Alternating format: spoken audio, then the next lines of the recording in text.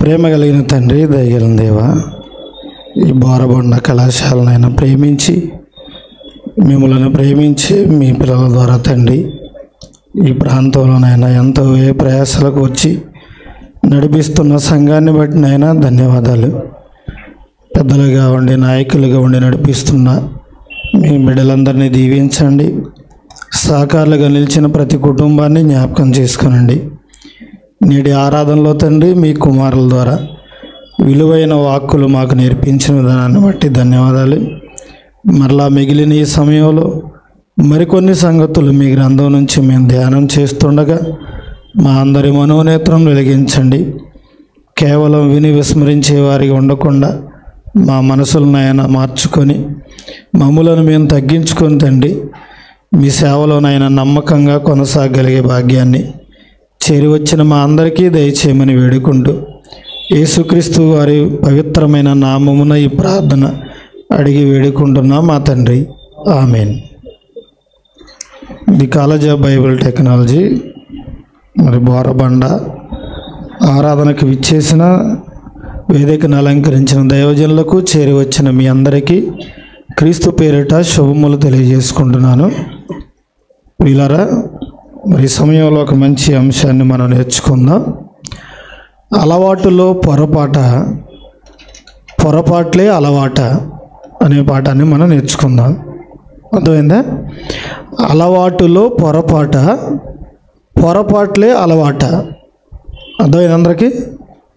అలవాటులో పొరపాట్లే అలవాట. ప్రియమైన దేవుని వల్లరా,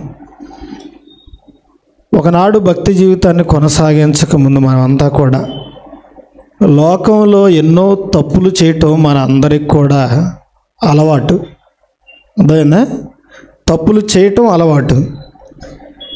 ఇక భక్తి జీవితంలోకి వచ్చిన తర్వాత కూడా చాలామంది ఆ పొరపాట్లను మానలేక అదే అలవాట్లో మరలా తప్పులను రిపీట్ చేసేవాళ్ళు చాలామంది ఉంటారు. ఒకప్పుడు మనం నోటి ద్వారా బూతులు మాట్లాడేవాళ్ళం దేవునిలోనికి రాకముందు. ఇప్పుడు దేవునిలోనికి వచ్చిన తర్వాత కూడా ఇంద్రియ నిగ్రహం కలిగి ఉండాలన్న ఆలోచన లేక అంతకుముందు చేసిన పొరపాట్లు ఏం చేస్తుంటారు? వీళ్ళు అలవాట్లో మాట్లాడుతూ ఉంటారు. ఇలా ఎన్నో మన జీవితంలో పదే పదే రిపీట్ అవుతూ ఉంటాయి. అవన్నీ కూడా మన దేవునిలోకి వచ్చిన తర్వాత ఒక్కొక్కటిగా అంతా కూడా మనం మానివేయాలి. కానీ మనం మానుకోలేక అదే కంటిన్యూ చేస్తూ ఉంటాం దేవునిలోకి వచ్చిన తర్వాత కూడా. అవన్నీ కూడా మానివేయాలని దేవుని వాక్యంలో మనం ఎంత నేర్చుకుంటున్నా, శరీర క్రియలను విసర్జించాలని మరలా అవే మనలో రిపీట్ అవుతూ ఉంటే చూసే వాళ్ళకి నిజంగా వీళ్ళు మారు మనసు పొందారన్న ఆలోచన వస్తుందా? రాదు. అంటే మన ప్రవర్తన చూసి వాళ్ళు ఏం చేయాలి? మన మీద నింద వేయాలంటే సిగ్గుపడాలని దేవుడు చెప్తున్నాడు కదా. కానీ మనలో ఆ పెనుమార్పు చోటు చేసుకోలేకపోవటం వలన వాళ్ళు మన ప్రవర్తన చూసి మనల్ని చులకనగా మాట్లాడుతూ ఉంటారు. అర్థమైందా? అలా చులకనగా మాట్లాడకుండా ఉండాలంటే మనం బాప్తిసం తీసుకున్న నాటి నుంచి మనలో ఉన్న ప్రతి అవలక్షణాన్ని ఏం చేయాలి? విసర్జించుకుంటూ వెళ్ళిపోవాలి. వాటికి మనం బానిసలు కాకూడదు అండి. అలాంటి పొరపాట్లని మనం జయించలేనప్పుడు ఇక పెద్ద పెద్ద శరీర క్రియలను ఏం జయించగలం చెప్పండి? ఏం జయించగలం? అందుకే అంతకుముందు మన జీవితంలో చోటు చేసుకున్న ప్రతి తప్పును, అవలక్షణాలను కూడా మనం ఏం చేయాలంటే విసర్జించాలి. వాటికి మన జీవితంలో చోటు ఉండకూడదు. ఎందుకంటే పొరపాటు జరిగింది ప్రతి తప్పు చేసి సారీ అంటూ ఎన్నిసార్లు అంటాం చెప్పండి? ఏమండి? అలా మాట్లాడకూడదు, అలా చేయకూడదని తెలిసి కూడా చేసి అస్తమాను సారీ అడుగుతుంటే ఇక అది మనకు అలవాటుగా మారిపోతుంది, ఒక వ్యసనంగా మారిపోతుంది. అందుకే అలాంటి వాటినన్నింటిని కూడా మనం ఏం చేయాలండి? జయించాలి. శరీర కార్యాలను జయించలేకపోతే మనమే వాటికి బానిసలుగా మారిపోతాం. అవే ఒకరోజు మనల్ని నరకానికి నడిపిస్తాయి. అందుకే వాటన్నిటిని కూడా మనం ఏం చేయాలండి? జయించాలి. నీ శరీరాన్ని నువ్వు జయించాలి. ఈరోజు ఈ శరీరమే మనకు పెద్ద ఆటంకంగా మారిపోయింది. అందరూ దీనికి ఓటు వేసేవాళ్ళే తప్ప ఆత్మను గెలిపించే వాళ్ళు ఎంతమంది ఉన్నారు చెప్పండి? ఎంతమంది ఉన్నారు? ఏమంటే ప్రతి వారం మనం చెప్తూనే ఉంటాం, సమయానికి ఆరాధనకు హాజరు కావాలని. ముందుగానే సంఘ కార్యక్రమాలు రాస్తారుగా, చెప్తారు కదండి, 10 గంటల నుంచి ఆరాధన కార్యక్రమం అని చెప్పేసి. ఎంతమంది వస్తారు 10 గంటలకే? ఎంతమందికి వస్తారు చెప్పండి? నేను వచ్చేసరికి 4-5 సహోదరులు ఉన్నారు, తర్వాత అక్కగారు వచ్చారు. మరి మిగతా వాళ్ళందరూ మీ జీవితంలో ఎన్ని సంవత్సరాలకు ఆ టయానికి రీచ్ అవ్వగలరు మీరు? అర్థమైందా? ఆరాధన అంటే సగం చేసేది కాదు ఆరాధన. ఏమండి, ప్రారంభం నుంచి ఎండింగ్ వరకు ఉండాలి. ఏ కార్యక్రమంలో లేకపోయినా నువ్వు ఆరాధనలో పూర్తిగా పాల్గొన్నట్టు కాదు. అర్థమైందా? ప్రారంభ ప్రార్థన ఎప్పుడు చేస్తారండి? 10 గంటలకు అన్నప్పుడు 10 గంటలకు మొదలు పెడతారు. ఇప్పుడు నువ్వు ప్రార్థనలో మిస్ అయ్యావనుకో, నువ్వు ఆరాధనలో సరిగా ఉన్నట్టు కాదు. ప్రార్థన తర్వాత కొన్ని పాటలు, ఏమంటే ప్రార్థన తర్వాత మరలా పాటలు నడిపిస్తున్నారు, చూశారు డాడీ గారు? అందులో మనం పాల్గొనలేదనుకోండి, నువ్వు పొరపాటు చేస్తున్నట్టే. మరి ఎంతకాలానికి ఆ పొరపాటు సరిదిద్దుకుంటాను? ఉద్యోగానికైతే ఇన్ టైంలో వెళ్ళిపోతావు, ఏమండి బయోమెట్రిక్ వేయాలని. వ్యాపారానికి టెన్షన్గా వెళ్ళిపోతావు, స్కూల్కి పిల్లల్ని రెడీ చేసి పంపిస్తావు. మరి ఆరాధన అంటే అంత చులకన నీకు టయానికి రాకపోవటం? ఏమంటే అంత చులకనా? 10 అంటే 10 గంటలకే ఉండాలి. మనం అవసరమైతే ముందే ఉండాలండి, ముందే ఉండాలి. సినిమా సగం అయిపోయిన తర్వాత వెళ్ళిపోవచ్చు అని చెప్పేసి వెళ్తారా? వెళ్ళరు. అమ్మో, స్టార్టింగ్లో ఏం జరుగుతుందో. సీరియల్ ముందే భర్తతో చెబుతుంది ఆ ఆవిడ, మధ్యలో నన్ను డిస్టర్బెన్స్ చేయకు, కావాలంటే చెప్పు ముందు పెడతా, లేదంటే తర్వాత పెడతా భోజనం, ఈ మధ్యలో ఆకలిస్తే నువ్వే పెట్టుకో. అంతే కదండి. ఇక్కడ హైదరాబాద్లో జరిగిన సంఘటనే. ఒక ఆవిడ సీరియల్ చూస్తుందట. ఎలా చూస్తుంది? సీరియస్గా చూస్తుంది. ఇక ఆ పక్కన భూకంపం వచ్చిన వాడికి సంబంధం లేదన్నట్టు. ఏమండి, బాగా గమనించాడు ఆ దొంగ. ఎవడో వచ్చాడు, వీళ్ళ ఆయన వాయిస్ ఇమిటేట్ చేశాడట, మిమిక్రీ. అమ్మా బీరువా తాళాలు ఇస్తావు అనగానే తాళాలు తీసి ఇలా ఇస్తుంది తప్ప వచ్చింది ఎవడన్నది కూడా చూసుకునే పరిస్థితి లేదు. అర్థమైందా? వాడు బంగారం డబ్బులు మూట కట్టుకున్నాడు, వాడికి తాళం కూడా వేసే ఆలస్యం లేదు, ఎందుకంటే దొరికిపోతాడన్న భయం కదా, వెళ్ళిపోయాడు. ఇప్పుడు వీళ్ళ ఆయన వచ్చాడు, ఏంటమ్మా బీరువా తీసి ఉంచావంటే నువ్వేగా తాళాలు అడిగింది అంటుందండి. ఇక ఆ తర్వాత లబోదీబు అంటే వస్తాయా? రావు కదండి. అంటే ఏ అలవాటులో వీళ్ళు ఎంత నష్టపోతున్నారో చూడండి ప్రియులరా. మన జీవితాలు ఇలాగే నష్టపోతున్నాయి. ఒక గ్రామానికి సువార్తకు వెళ్ళామండి. ఏంటమ్మా ఇంకా రావట్లేదు మీ గ్రామస్తులు అంటే, అయ్యగారు కార్తీక దీపం సీరియల్ అయిపోయేంతవరకు వీళ్ళు రారయ్యా అన్నది. నేను అన్నాను, ఆ దీపం ఎప్పుడు ఉంటుందమ్మా, మరి ఈ దీపం ఆరిపోతే అంటే ఏం చేద్దాం అయ్యగారు, ఆరిపోనివ్వండి అంటుంది. అలాగే వచ్చారండి, సీరియల్ అయిపోయింది, రాలేదు. చూసారా? అంటే వీళ్ళకున్న అలవాట్లు దేవుని పనికి ఆటంకాలుగా మారిపోతున్నాయి. వాటిని మానుకుంటున్నారు వీళ్ళు. అవసరమైతే దేవుని పని అయినా మానేస్తారు తప్ప వాళ్ళ అలవాట్లు మాత్రం మార్చుకోలేరు. అందుకే దేవుడు ప్రతి ఒక్కరికి కూడా చెప్తున్నాడు, వాటన్నిటిని పక్కన పెట్టండి, రండి నా దగ్గరికి. ఆయన పిలిచిన ఎవరు వస్తున్నారు చూడండి. క్షమించండి, కీర్తనల గ్రంథము 19వ అధ్యాయము 12వ వచనం చూద్దామండి. కీర్తనల గ్రంథము 19వ అధ్యాయము 12వ వచనాన్ని చూద్దాం. దేవుడు ఏమంటున్నాడో చూడండి ఒకసారి. తన పొరపాటులు కనుగొనగలవాడెవడు? నేను రహస్యముగా చేసిన తప్పులు క్షమించి నన్ను నిర్దోషినిగా తీర్చుము అన్నాడు. చూసారా? తన పొరపాటులు కనుగొనగలవాడెవడు? నేను రహస్యంగా చేసిన తప్పులు క్షమించి నన్ను నిర్దోషినిగా తీర్చుము. దేవుడు నిన్ను నిర్దోషిగా ఎంచాలంటే నువ్వేం చేయాలి? నీ పొరపాట్లు ఏంటో నువ్వు కనుక్కోవాలి, నీకు తెలియాలి. అయ్యా ఇప్పటి వరకు పొరపాటు అయింది, ఇక నుంచి ఆ తప్పు రిపీట్ కానివ్వను. అప్పుడు దేవుడు నిన్ను నిర్దోషినిగా ఎంచుతాడు. బాప్తిసం తీసుకునే ముందు మన పాపాలన్నీ ఒప్పుకుంటున్నావా? ఒప్పుకుంటాం కదండి. మరలా నా జీవితంలో ఈ పాపానికి చోటు లేకుండా జాగ్రత్త పడతాను, చూసుకుంటాను అని దేవునికి మాట ఇచ్చామా లేదా? ఇచ్చాము. మరి ఇచ్చిన తర్వాత కూడా మరలా నీ జీవితంలో అవే రిపీట్ అవుతుంటే దేవుడు నిన్ను నిర్దోషికి ఎంచుతాడా? నిర్దోషికి ఎంచుతాడా? ఎంచడు. అందుకే నీ పొరపాట్లేంటో నువ్వు కనుగొనాలి. ఆ తర్వాత దేవుడు నిన్ను నిర్దోషినిగా తీరుస్తాడండి. ఇతడు నిర్దోషి, ప్రభువు చేత నిర్దోషి అని ఎంచబడిన వాడు ధన్యుడు. దేవుని చేత నువ్వు నిర్దోషిగా ఎంచబడాలంటే ముందు నీ పొరపాట్లేంటో నువ్వు సరి చేసుకోవాలి. నీ పొరపాట్లు నువ్వు మానుకోవాలి. తప్పైంది మరలా పాపం చేసి, తప్పైంది మరలా పాపం చేస్తే ఉపయోగం ఉంది చెప్పండి? చూస్తాడు దేవుడు, ఇక వీడు మారడని చెప్పేసి భ్రష్ట మనసుకు అప్పగించేస్తాడు. నీ పొరపాట్లేంటో నీకే తెలుస్తాయి, ఎవరికి తెలియదు. సీసీ కెమెరా పెట్టారు కాబట్టి ఇక్కడ సైలెంట్గా ఉన్నావు. బయటకు వెళ్తే చూడాలి నీ విశ్వరూపం. అర్థమైందా? ఎక్కడ ఎలా ఉన్నావో దేవుని సన్నిధిలో బయటికి వెళ్ళిన తర్వాత కూడా నువ్వు అలాగే ఉంటే ప్రభువు చేత నిర్దోషి అని నువ్వు ఎంచబడతావు. అర్థమైందా? ఆరాధనలో నటించి బయటికి వెళ్ళిపోయిన తర్వాత మరలా మారిపోతే ఏమంటే ప్రతి మనిషిలో డ్యూయల్ రోల్ ఉంటుంది, 2 పాత్రలు ఉంటాయి. ద్విపాత్రాభినయం మనలో ఉంటుందా లేదా?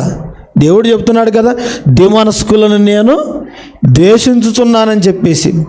ఏమంటే చర్చిలోకి రాగానే ఒక మనసు వస్తుంది మనకి, కానీ బయటికి వెళ్ళిన తర్వాత మరలా ఒక మనసు.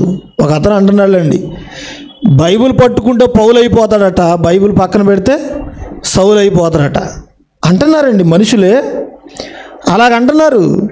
అంటే చర్చికి వచ్చిన తర్వాత చూడండి, అబ్బా ఈయనంత సాత్వికుడు లేడండి, ఏమంతా దీనత్వం ఎవరికీ లేదండి అన్నట్టుగా ఉంటుంది మన ప్రవర్తన.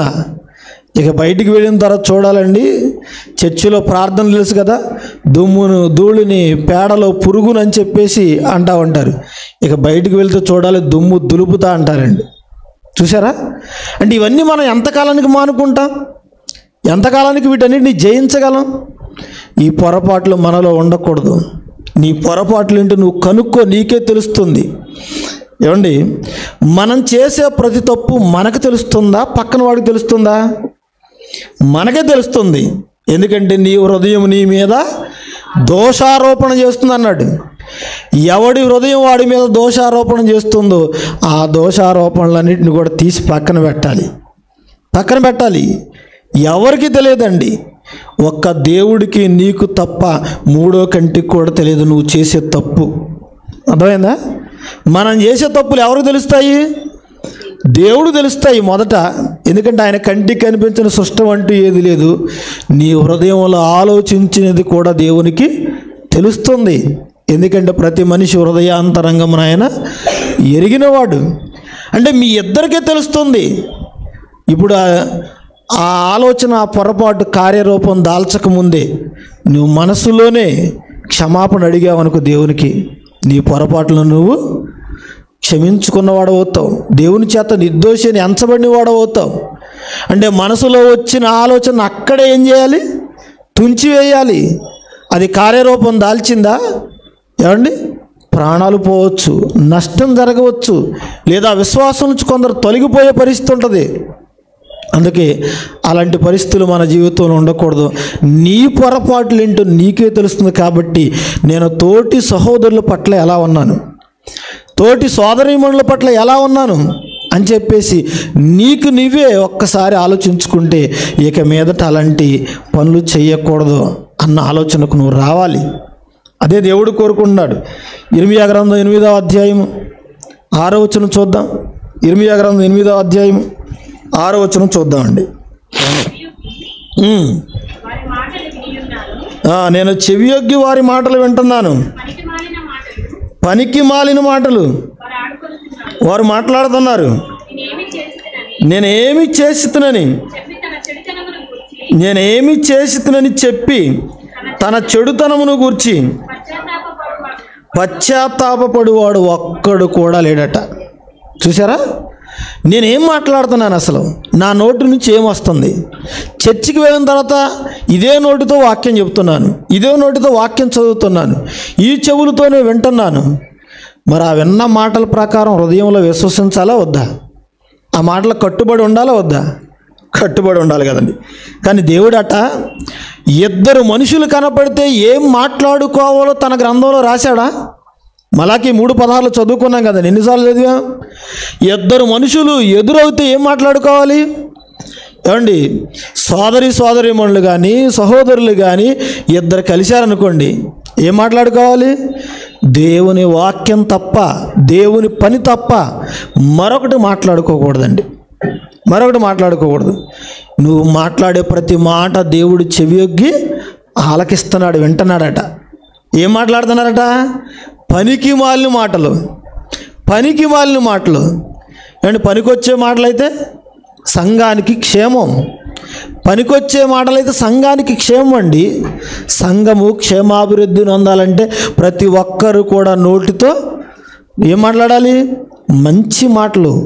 ఎల్లప్పుడూ మన నోట నుంచి కృతజ్ఞతా వచనమే కానీ, బూతులు కానీ, సరసొక్తులు కానీ, ఇచ్చగాలు కానీ ఇవేవి మీ నోట రాతగదు అన్నాడు. కానీ మనమే అవే మాట్లాడుతున్నామంటే, లేస్తే అవే మాట్లాడుతున్నామంటే ఇంకా సంఘంలో క్షేమమే ఉంటుంది చెప్పండి ప్రియులారా? సంఘానికి క్షేమమే ఉంటుంది. అందుకే పనికి మాలిన మాటలు మాట్లాడవద్దు. దేవుడు వింటున్నాడట, చెవియొగ్గి వింటున్నాడట ఆయన. వీళ్ళు ఏం మాట్లాడుకున్నారు ఇద్దరు కలిసినప్పుడు అని చెప్పేసి. నీకు తెలుసా ఆ అన్న గురించి, ఆ అక్క గురించి నీకు తెలుసా? అసలు ముందు నీ గురించి నీకు తెలుసా? ఎందుకంటే నీ హృదయం సరిగా లేదు, అర్థమైందా? నీ హృదయం సరిగా లేదు. అందుకే ఆ పనికి మాలిన మాటలు పక్కన పెట్టండి అంటున్నాడండి. ఏమండి, దేవునికి దూరం చేసేది ఏదైనా అది మన దగ్గర నుంచి తీసి పారేయాలండి. నీ అవయవాలు అభ్యంతరపరిస్తే నరికి పెరికి పారవేయమన్నాడంటే, ఏమండి ఇవన్నీ మనలో ఉండొచ్చా? దేవుడు మాటలు వింటున్నాడు, జాగ్రత్త. ఎందుకంటే ఈ మాటలే రేపు నీ మీద దోషారోపణ చేస్తాయి న్యాయ విమర్శలో. ఏమండి, వ్యర్థమైన ప్రతి మాట గురించి దేవుడు ఏం చేస్తున్నాడు? ఏమండి, విమర్శ దినము లెక్క అడుగుతాడట. మత్తయి సువార్తలు చదువుకున్నాం కదండి, లెక్క అడుగుతాడు ఆయన. ఆ లెక్కల్లో నువ్వు తేలిపోయేటట్లుగా ఉండకూడదు. ఏమండి, యథార్థంగా ఉండాలి, నిర్దోషులుగా ఉండాలి. చూడండి, పనికి మాలిన మాటలు మాట్లాడుకుంటున్నారట. నేనేమి చేసి తిని, నేనేం మాట్లాడాను, నేనే పని చేశాను అని చెప్పి తన చెడుతనము గురించి పశ్చాత్తాపడేవాడు అక్కడ కూడా లేడటండి. ఏమండి, ఇదే ఉంటే ప్రతి సంఘం క్షేమాభివృద్ధి నుండి చక్కగా ముందు కొనసాగుతుంది. కానీ ఈరోజు ప్రతి సంఘంలో ఎందుకు లోపాలు ఉన్నాయి? ఏమండి, ఈరోజు కాదు ఆ పరిస్థితి. ప్రారంభ సంఘాల నుంచి, ప్రకటన గ్రంథంలో సంఘాల పేర్లు చదువుకున్నాం కదండి. కేవలం సంఘాల పేర్లు పెట్టి రాశాడు ఎఫెసు, స్మరణ అని వాటి గురించి అనుకోకండి. ప్రతి సంఘంలో రిపీట్ అవుతున్న లోటుపాట్లను ఆయన రాశాడనమాట. అక్కడ ఆ సంఘాల్లోనూ లోపాలు ఉన్నాయా? మన సంఘంలో లేదా? తిరువురులో మా సంఘంలో లేదా? అన్ని సంఘాల్లో ఉన్నాయి. అందుకే నేనేం మాట్లాడుతున్నాను, ఏం చేస్తున్నానని నువ్వు చేసే చెడుతనం గురించి పశ్చాత్తాపపడు. పొరపాటు చేసి లేదా ఆ పొరపాట్లు అలవాట్లుగా మార్చుకొని ఎదుటివారి మీద నిందలు వేస్తూ దేవుని పని పట్టించుకోకుండా సంఘాన్ని నాశనం చేస్తున్నావా? అది నీకు క్షేమం కాదు, నీ కుటుంబానికి క్షేమం కాదు, నీ సంఘానికి క్షేమం కాదు, సభ్య సమాజానికి కూడా క్షేమం కాదు. ఎవడైనా నువ్వు దేవుని ఆలయం పాడు చేసిన యెడల దేవుడు వాణ్ణి పాడు చేస్తాడు. గుర్తుపెట్టుకో, సంఘం క్షేమాభివృద్ధి పొందాలంటే అన్ని విషయాల్లో ఒకరినొకరు సహకరించుకుంటూ ఉండాలండి. ఒకప్పుడు లోకంలో ఉండగా మనకి ఏ అలవాట్లు ఉన్నాయండి? ఏమంటే ఉదయాన్నే లేవగానే చాలామంది బ్రష్ కూడా చేయరండి. ఏం చేస్తారు? బెడ్ కాఫీ, టీ తాగే అలవాటు. అర్థమైందా? అది కొంతమందికి వ్యసనంగా మారిపోతుంది. తాగి క్యాన్సరు. మొన్ననే న్యూస్ చదివారు కదా, ఈ హైదరాబాద్లోనే ఒక తమ్ముడు కంపెనీలో, ఫ్యాక్టరీలో పనికి వెళ్తున్నాడు. ఎటువంటి బ్యాడ్ హ్యాబిట్ కూడా లేదట ఆ అబ్బాయికి, కానీ క్యాన్సర్ వచ్చింది. ఎందుకు వచ్చింది? రోజుకు 5-6 టీలు తాగుతాడు అతను. దేనిలో తాగుతున్నాడు? గాజు గ్లాసులోనా? ప్లాస్టిక్ ప్రాణాంతకంగా మారిపోయింది. అది వ్యసనంగా మారిపోయింది, అలవాటు. కానీ అది పొరపాటు అన్న సంగతి అతనికి ఎవరు చెప్పలేదు. ఆ అలవాటే పొరపాటుగా మారిపోయింది, అదే కంటిన్యూ అయిపోయిందండి. ఉదయం లేవగానే న్యూస్ పేపర్ చదివే అలవాటు. ఏమండి, ఇప్పుడు అవన్నీ పక్కన పడేశారు. ఎందుకంటే మన జేబులోనికి ఒక దయ్యం చిన్న సెల్ ఫోన్ తయారు చేసి పెట్టింది. ఇక ఉదయం లేచిన దగ్గర నుంచి ఇది తప్ప మరో ప్రపంచం ఉందా మనకి? మరో ప్రపంచం ఉందా? పిల్లలు ఏమైపోతున్నారన్న సంగతి కూడా తెలియదు వాళ్ళకి. ఈ సెల్ ఫోన్ మాయలో పడిపోయి ప్రియులారా, ఎన్ని అలవాట్లు మన జీవితాలు ఉన్నాయి. అవన్నీ వ్యసనాలుగా, పొరపాట్లుగా మారిపోయి దేవుని నుంచి మనం దూరం చేస్తున్నాయండి. చాలామంది తాగిన తర్వాత వెంటనే తూలిపోతూ ఉంటారు, ఊగుతూ ఉంటారు.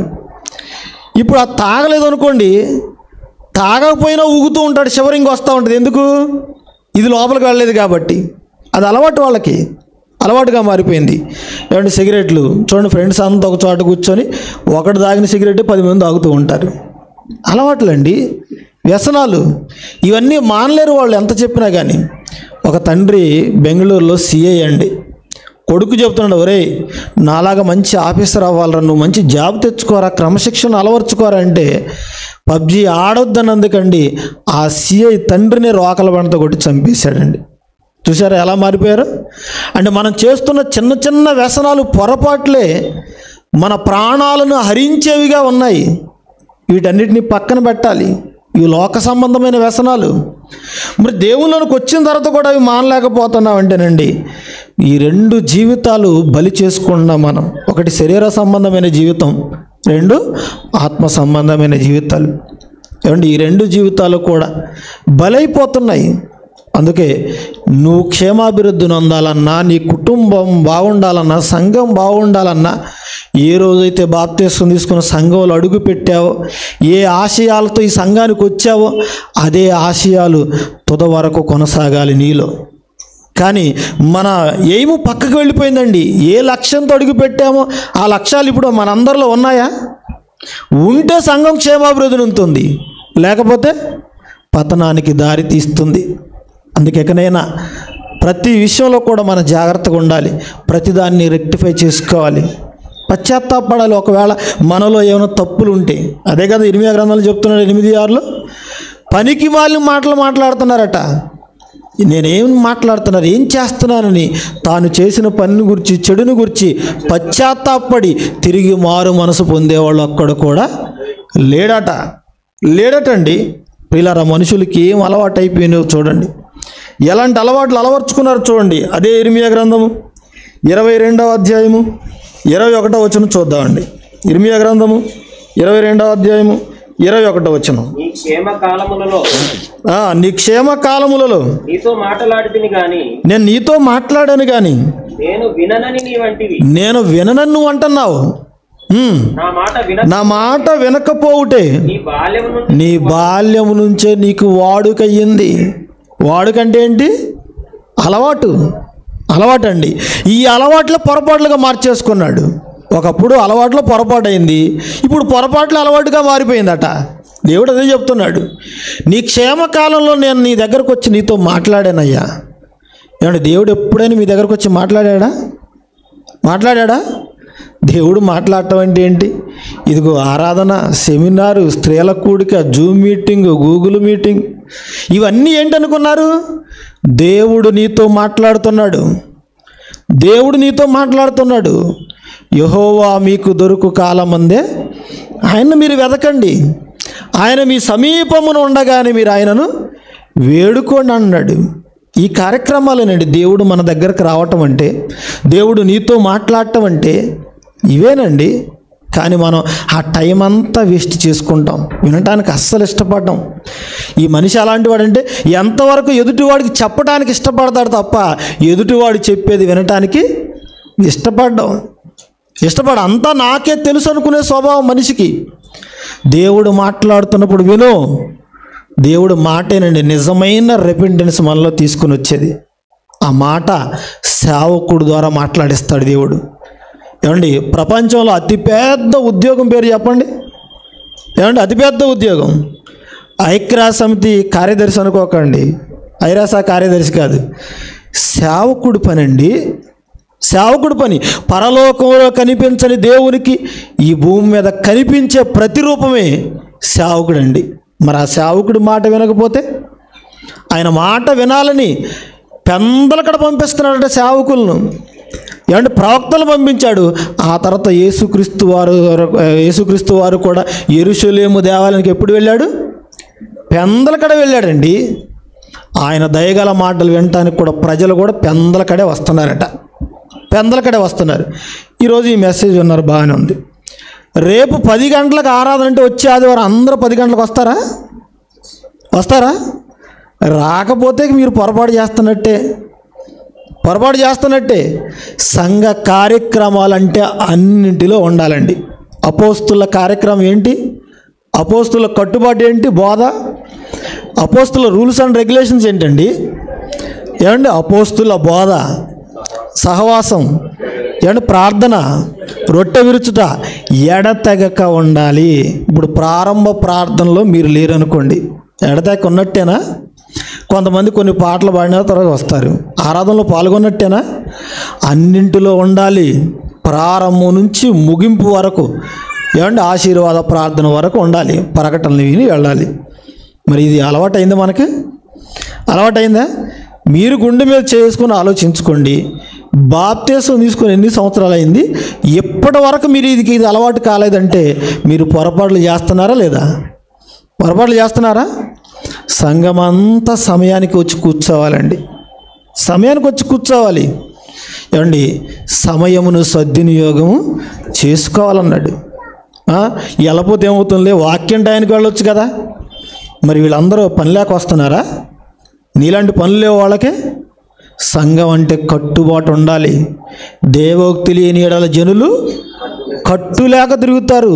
ఇదిగో ఈ అలవాటు లేని వాళ్ళందరూ కూడా కట్టు లేని వాళ్ళేనండి, కట్టు లేని వాళ్ళే. పోనీ ఇక మీదట వారమైనా వస్తారేమో గమనించండి. వచ్చే వారం మేము ఉండం కదండి, మీ సేవకులు మీ మధ్య ఉంటారు. ఏమండి? ఎవరో వస్తున్నారని సేవకుడి కోసం రాకు, దేవునికి భయపడి రావాలి. అమ్మో 10 గంటలకు నేను వెళుతున్నానా లేదా? దేవునికి నా టయాన్ని ఇచ్చానా లేదా? ఎన్ని గంటలండి మనం ఇచ్చేది? 2 గంటలే కదండి, 2 గంటలే కదా. ఎబ్రోను సహవాసానికి వెళ్ళి చూడండి, ఎన్ని గంటలు ఉంటారు వాళ్ళు, ఎన్ని గంటలు ఉంటారో చూడండి ఒకసారి. 2 గంటలు డాడీ చెప్పేది ఒక అరగంట, మనం 1 గంట, 4 పాటలు, ఇదే కదండి. ఈ టైం కూడా దేవునికి ఇవ్వలేరా? ఇవ్వలేకపోతున్నారా? మరి ఎక్కడుంది నీలో దేవుని పట్ల భయం, భక్తి? అందుకే దేవుని పట్ల భయం, భక్తి ఉండాలి. దేవుడంటే భయపడాలి. దేవుడు అన్నాడు, నాకు భయపడాలి. ఇంట్లో భర్తకు భయపడతావు, ఆఫీసులో బాస్కు భయపడతావు, సేవకుడు అంటే భయం ఉందా? సంఘం అంటే భయం ఉందా? ఎంతకాలం అండి మరి మనకి ఈ అలవాట్లు వచ్చేది?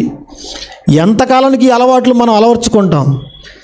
లేకపోతే మనం ఎంతకాలమైన పొరపాట్లు చేసుకుంటూనే వెళ్ళిపోతామండి.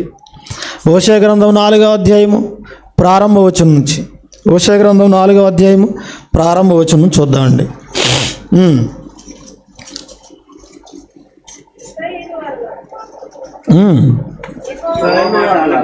యెహోవా మాట వినండి, సత్యమును కనికరమును దేవుని గూర్చిన జ్ఞానమును దేశమందు లేకపోటు చూసి యెహోవా దేశ నివాసులతో వ్యాజ్యమాడుతున్నాడు. అబద్ధ సాక్ష్యం పలుకుటయు, అబద్ధమాడుటయు, హత్య చేయుటయు, దొంగతనం చేయటం, వ్యభిచారం చేయటం ప్రజలకు ఏమైందట? వాడుకయ్యిందటండి. ఇంటికి వెళ్ళిన తర్వాత బాగా చదవండి. మీ జీవితంలో మీకేం వాడుకయింది? టయానికి వెళ్ళకపోవటం, పాటల్లో పాల్గొనకపోవటం, ప్రార్థనలో పాల్గొనకపోవటం, ఆశీర్వాద ప్రార్థనకు రావటం, ఇవి అలవాటయ్యాయా? ఏమండి? ఇవి అలవాటయ్యాయా? వాళ్ళకున్న అలవాట్ల గురించి చెప్తున్నాడు. ఏమండి? ప్రతి దేశంలో ఉండే కార్యక్రమాలే దేవుడు చెబుతుంది. ఇశ్రాయేలు వారిని ఆలకించండి ఒకసారి మీరు.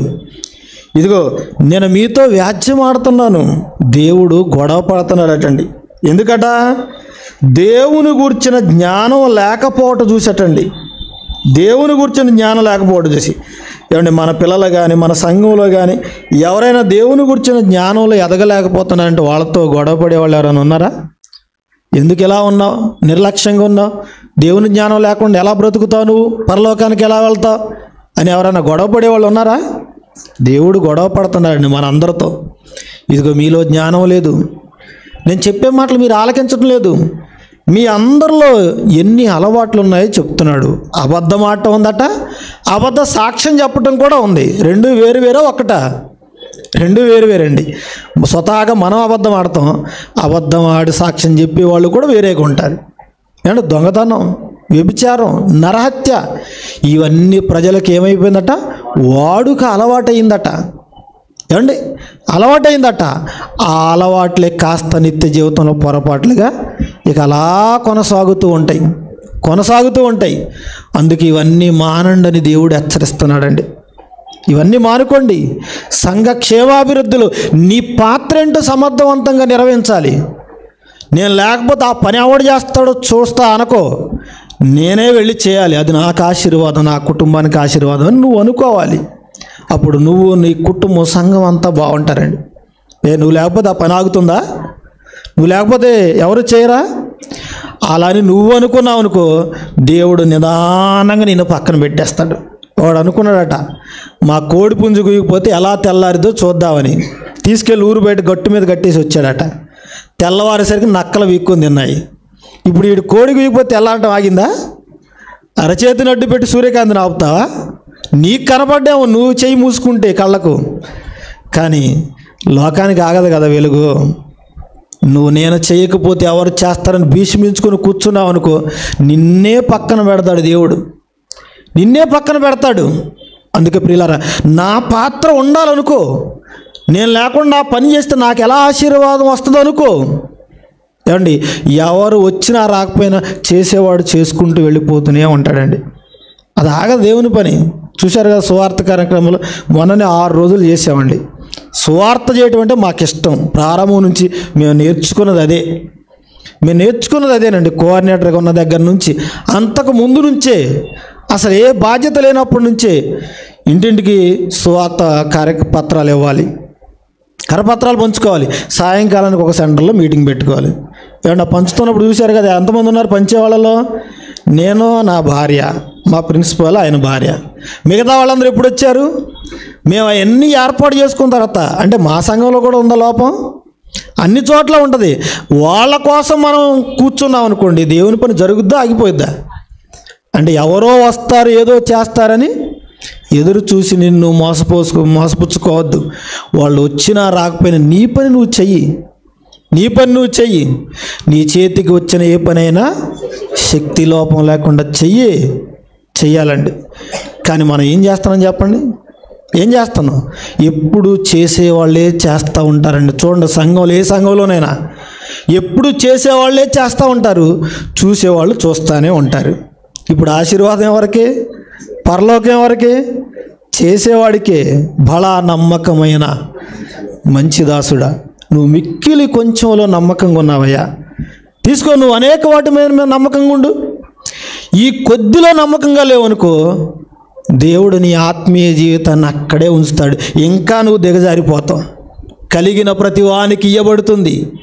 ఏమండి లేనివాడికట ఆ ఉన్నది కూడా తీసివేయబడుతుంది అన్నాడు.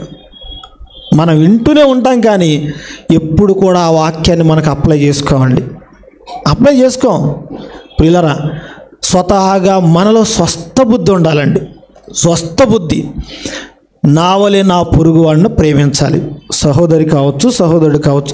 నిన్ను నువ్వు పరలోకానికి వెళ్ళటానికి నిన్ను నువ్వు ఎలా ప్రేమించుకుంటున్నావో, ఇదిగో నా తోటి వాళ్ళు కూడా నాతో పాటు పరలోకానికి రావాలి అన్న ఆలోచన ప్రతి ఒక్కరిలో ఉంటేనండి అందరితో ప్రేమగా ఉంటాం, అందరితో సమాధానంగా ఉంటాం, అందరితో కలిసి పనుల్లో పాల్గొంటాం.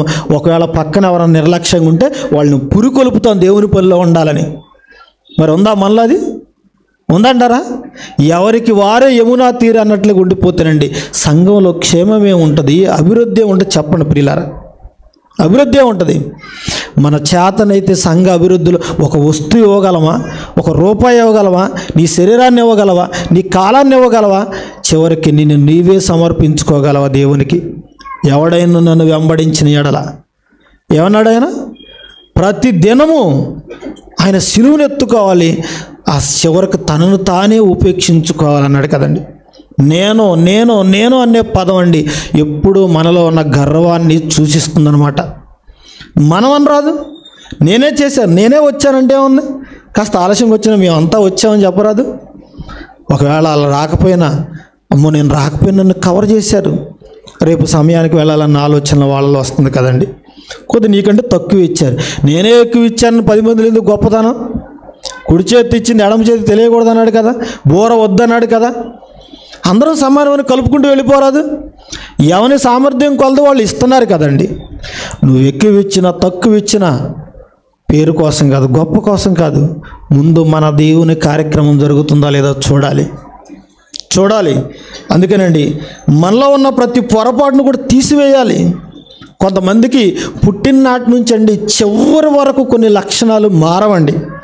అదే పెద్దవాళ్ళు అంటారు ఏమని, పుడకలతో వచ్చినవట పిడకలతో కానీ పోవట. పిడకలంటే ఏంటి? నిన్ను కాల్చి వేస్తారు చూసావా, ఇక అప్పుడు అంతం అవ్వాలి తప్ప ఈ మధ్యలో నువ్వు సంఘానికి వచ్చినా దేవుడిని నమ్మావని చెప్పుకున్నా నీలో ఆ లక్షణాలు పోవో. అందుకే దేవుడు నీలాంటి వాళ్ళని దేంతో పోలి చెప్తున్నాడు చూడండి ఒకసారి.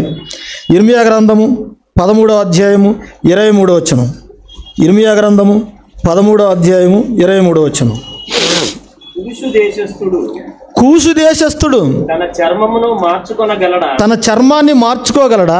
చిరుతపులి తన మచ్చలను మార్చుకోనగలదా? మార్చుకోనగలిగిన ఎడల కీడు చేయుటకు అలవాటు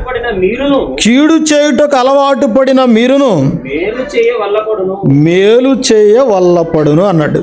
చూసారా ఏమండి, చిరుతపులి తన మచ్చలను మార్చుకోగలదా అన్నాడు. చిరుతపులి తెలుసు కదండి, లెపర్డ్ చిరుతపులి చాలా వేగంగా పరిగెత్తుందండి, చాలా వేగంగా పరిగెత్తుంది. చూడండి ఆ జాగ్రఫీ ఛానల్లో చూసినప్పుడు ఆ జంతువులను వేటాడి ఎంత క్రూరంగా చంపేస్తుందో చూడండి ప్రియులా, దాడి చేసి. చిరుతపులి ఒంటి నిండా ఏముంటాయి? మచ్చలు ఉంటాయండి. అవి స్వతహాగా పుట్టుకతోనే దానికి వస్తాయి. అర్థమైందా? అవి మార్చుకోగలదా? ఇప్పుడు నేను నల్లగా ఉన్నాను, ఈ రంగు ఏమన్నా మార్చుకోగలనా? ఫెయిర్ అండ్ లవ్లీ కంపెనీ ఎప్పుడు పెట్టారు ఏమండి? ఎన్ని సంవత్సరాలు అయింది మీరు రాసుకున్నారు, కానీ ఏమన్నా మారిందా? అక్కడ అంతా అబద్ధం అనమాట. పాల లాంటి నిగారింపని మిల్క్ బ్యూటీ అని ఏదో అబద్ధాలు చెబుతారు. కాస్త గ్లో వస్తే రావచ్చు కానీ రంగు మాత్రం పూర్తిగా మారదండి. మారుతుందా? మారదు. ఎందుకంటే స్వతహాగా వచ్చింది కదా అది. కాస్త నీడ కింద ఉంటే ఎండకు వెళ్లకుండా ఉంటే కాస్త గ్లో ఉంటుంది ముఖానికి, ఎండలోకి వెళ్ళిపోతే అవి వాడిపోతుంది అనమాట. చిరుతపులి ఒంటి నిండా మచ్చే ఉంటాయి. ఇప్పుడు ఆ చిరుతపులను చూసి చాలా జంతువులు భయపడతాయి. ఇప్పుడు నక్కబావ వెళ్ళాడట. నక్కబావ గురించి తెలుసు కదా, అసలే వీడు దొంగబావ, అన్నీ దొంగ వేషాలే వీడి. ఇప్పుడు వెళ్ళి ఏంటి చిరుతపులను చూసి చిరుతబావను చూసి అన్నీ భయపడుతున్నాయి, నన్ను చూసి ఎందుకు చూస్తానని చెప్పేసి ఒంటి నిండా వాతలు పెట్టించుకుందట. నాకు కూడా అలాంటి మచ్చలు రావాలని తెల్లవారేసరికి వాత వ్యాధి వచ్చి చచ్చిపోయిందండి. చూసారా? దానికంటే స్వతహాగా ఉన్నాయి, నీకెలా వస్తాయి అంటే పుట్టుకతో వచ్చిన లక్షణాలను మార్చుకోలేవు జంతువులు, మార్చుకోలేవు. ఎందుకు చెప్తున్నాడంటే ఇదిగో నువ్వు మారే అవకాశం ఉంది. ఏం మారాలి? ఈ రంగు రూపు ఏమంటే హైటు వెయిట్ గురించిగా చెప్పేది. మనకు వాటికి లేని మనసుని ఇచ్చాడండి. వాటికి కాన్షియస్ లేదు, మనసాక్షి. నీకుందా లేదా? మనకుందా? జంతువులకు కాన్షియస్ లేదండి చూడండి, కానీ మనకు ఉంది. ఇదిగో ఇది నువ్వు మార్చుకోవాలి. చిరుతపులి తన మచ్చలను మార్చుకోగలదా? కూసు దేశస్థుడు తన చర్మపు రంగును మార్చుకోగలడా? మార్చుకుంటే ఒకవేళ ఏమన్నాడు చూడండి, ఏమన్నాడండి? మార్చుకొనగలిగిన ఎడల కీడు చేయుటకు అలవాటు పడిన మీరును మేలు చేయ వల్లపడును అన్నాడు. ఏమండి అవంటే అలాగే మార్చుకోలేవు. మీరు మార్చుకుంటే ఒకవేళ కీడు చేయటం మాని మేలు చేస్తారు. కీడు చేయుట మానుడి మేలు చేయ నేర్చుకోండి అని యెషయా గ్రంథంలో చదువుకున్నాం కదండి. మీరు మేలు చేయడానికి ఎప్పుడు వల్లపడుతుంది, వీలు కలుగుతుందంటే ఇదిగో ఆ జంతువులు ఎలాగో మార్చుకోలేవు, కానీ మీకు మనస్సాక్షి ఉంది కదా, మనసు ఉంది కదా, అది మార్చుకోండి. యేసుక్రీస్తు వారు కానీ బాప్తిస్మం ఇచ్చి యోహాను గారు కానీ చెప్పింది ఏంటండి? యేసుక్రీస్తు వారు యొర్దాను నదిలో బాప్తిస్మం తీసుకుని ఒడ్డుకు రాగానే ఏం చెప్పాడు? పరలోక రాజ్యం సమీపించున్నది కాబట్టి మీరు మారు మనసు పొందండి. బాప్తిస్మం ఇచ్చి యోహాను చెప్పింది అదే, మనమంతా చెబుతుంది అదే. ఏమండి మారాలని ప్రసంగాలు చేస్తున్నాం తప్ప అసలు చెప్పేవాడు మారాడా? నువ్వు మారావా? ఏమండి మనం మారామా? అందుకే ముందు మార్పు మన దగ్గర నుంచి రావాలి. ఏమండి ఎదుటి వాళ్ళు కోరుకోవటం కాదు, ముందు మన దగ్గర ప్రారంభాలు మార్పు. ముందు మనం మారితే అప్పుడు ఎదుటి వాళ్ళకి చెప్పటానికి వల్ల పడుతుంది. ముందు మన కంటిలో దూలం తీసుకోకుండా ఎదుటి వాళ్ళ కంటిలో నలుసును చూపిస్తున్నామంటే వాళ్ళ కనపడదు, ఈ దూలం కనబడుతుంది. అందుకే ఇది తీసేసుకో ముందు, అప్పుడు తేటగా వాళ్ళలో ఉన్న లోపం నీకు కనబడుతుంది అన్నాడు. తేటగా. కూషు దేశపు స్త్రీ, ఏమండి కూషు దేశ స్త్రీ ఎలా ఉంటారు? నల్లగా ఉంటారండి, నల్లగా ఉంటారు. ఇప్పుడు మోషే గారు కూషు దేశపు స్త్రీ మీద మోజుపడి అమ్మాయిని చేసుకున్నాడండి. పాపం దేవుని పనిలో ఉన్నాడు, అలిసిపోయాడు. అప్పుడు ఏమండి ఒక పెళ్ళి 2 పెళ్ళి అని రూల్స్ అండ్ రెగ్యులేషన్స్ లేవు కదా. ఎందుకో మరి ఆ మీద ఇష్టపడ్డాడు, కూషు దేశపు స్త్రీని చేసుకున్నాడండి. చేసుకోగానే అహరోను మిరియాము లేచారట. పోయి వీడికి ఆ ఖరీదు దొరికిందా అంటున్నారట. ఎందుకంటే నల్లగా ఉంది కదా. ఇశ్రాయేలు స్త్రీలు ఎంతమంది లేరు? దేవుడికి కోపం వచ్చిందండి. మీరెవరు మాట్లాడటానికి? ఆయన సాత్వికుడు, భూమి మీద సాత్వికుడు. నా పనులు అలిసిపోతున్నాడు, ఏదో ఆశపడ్డాడు చేసుకున్నాడు, ఏదో ఆశపడ్డాడు చేసుకున్నాడు. మీరెందుకు మాట్లాడుతున్నారు? పక్కకు రండి. వెంటనే మిరియాముకి ఏమొచ్చిందండి? ఏమొచ్చింది? కుష్టి వచ్చిందండి. కుష్టి వచ్చింది. అదిగో ఆ స్త్రీ రంగు మారదు, చిరుతపులి రంగు మారదు. కానీ మీరు మారే అవకాశం ఉంది, మీరు మారే అవకాశం ఉంది, మీ మనసును మార్చుకునే అవకాశం ఉంది. అందుకే మార్చుకుంటే కీడు చేయటం మాని మేలు చేయటానికి వల్ల పడుతుంది అన్నాడు. మేలు చేయడానికి వల్ల పడుతుంది అన్నాడు. మరి మనం అలా చేయగలుగుతున్నావా? అలా ఉండగలుగుతున్నావా? లేదు కదండి. అందుకే మన జీవితంలో అలవాట్లను పొరపాట్లుగా మార్చుకొని ఈ జీవితాన్ని పాప పంకెలం చేసుకొని ఆరని అగ్నికి నడిపించుకుంటున్నాం కదండి. దేవుడు మారే అవకాశం ఇచ్చాడు. ఆ జంతువులకి ఎలాగో మారే అవకాశం లేదు, కానీ నీకుంది కదా, నీకుంది కదా. ఏమండి వాచీలు నీళ్ళల్లో పెట్టి అమ్ముతారు చూడండి, నీళ్ళలో పెట్టి అమ్ముతారా? ఏమండి ఇది వాటర్ ప్రూఫ్ అండి, ఇందులో చుక్క నీరు కూడా పోతుంది. చూడండి వాచి పని చేస్తుందో లేదో, తీసుకోండి అని మనల్ని నమ్మించడానికి వాళ్ళు రుజువు చూపిస్తున్నారండి. మరి ఏమంటే ఒక వాటర్ ప్రూఫ్ లాగా మనం కూడా వాక్యం ప్రూఫ్గా మారిపోయాం మనం. ఎందుకంటే వాక్యం శరీరానికి తగిలి కింద పడుతుంది తప్ప లోపలికి వెళ్ళి పని చేయటం లేదు. అర్థమైందా? లోపలికి వెళ్ళి పని చేయటం లేదు. చెప్పే బోధ సరిగ్గా వింటేనండి ఇక రెండో వారి చేత చెప్పించుకోవాల్సిన అవసరత లేదండి.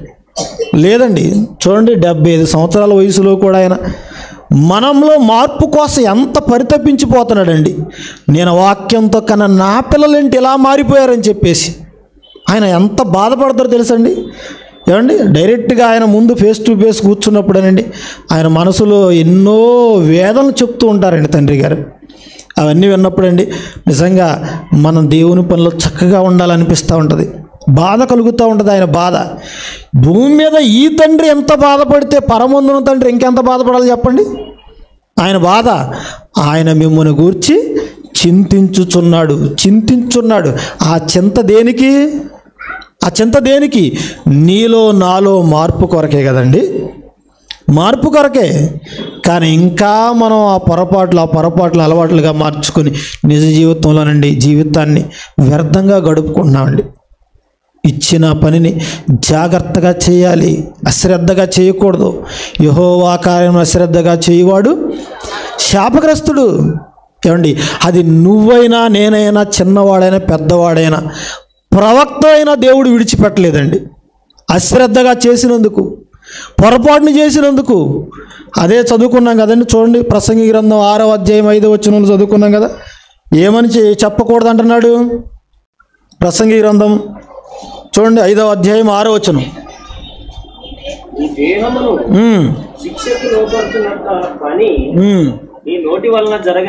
నీ నోటి వలన జరగనీయొద్దు. అది పొరపాటు చేత జరిగిందని దూత ఎదుట చెప్పవద్దు అంటున్నాడు. ఏమండి చేయాల్సినంత పని చేసి శిక్ష తెచ్చుకొని పొరపాటున అయిందంటే అప్పుడు వింటారండి? ఏమండి నరహత్య చేసేసావు, ఏమండి పొరపాటున జరిగిందంటే పోలీసులు ఫోన్లే పాపం వీడు పొరపాటున చేసాడట అని వెళ్ళిపోరు కదండి. నువ్వు పొరపాటున చేసినా ఉద్దేశపూర్వకంగా చేసినా శిక్షే.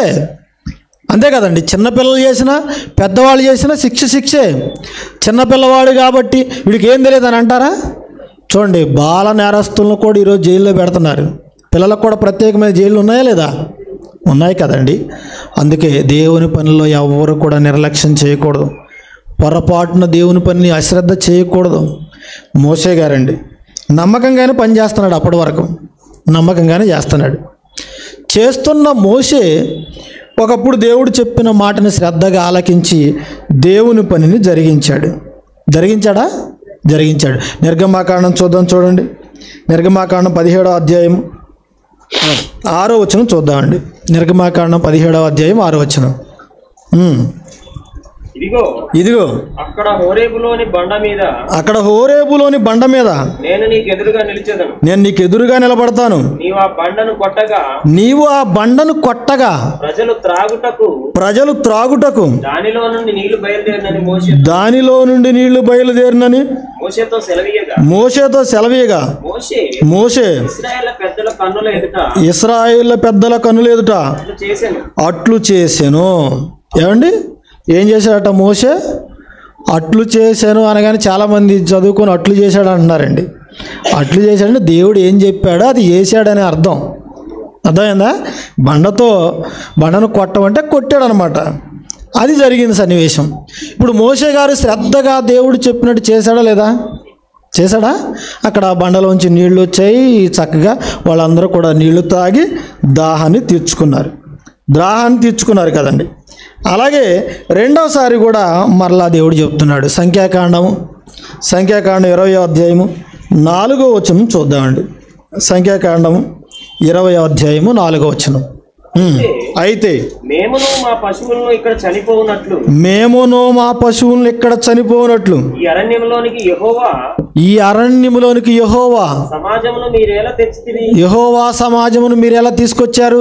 ఈ కాని చోటికి మమ్మల్ని తెచ్చుటకు ఐగుప్తులోంచి మమ్మల్ని ఎందుకు రప్పించారు? ఈ స్థలములో గింజలు లేవు, అంజూరాలు లేవు, ద్రాక్షలు లేవు, దానిమ్మలు లేవు, త్రాగుటకు నీళ్ళే లేవు అన్నారు.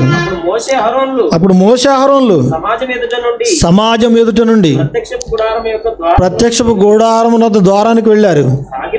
సాగిలపడగా యెహోవా మహిమ వారికి కనబడింది.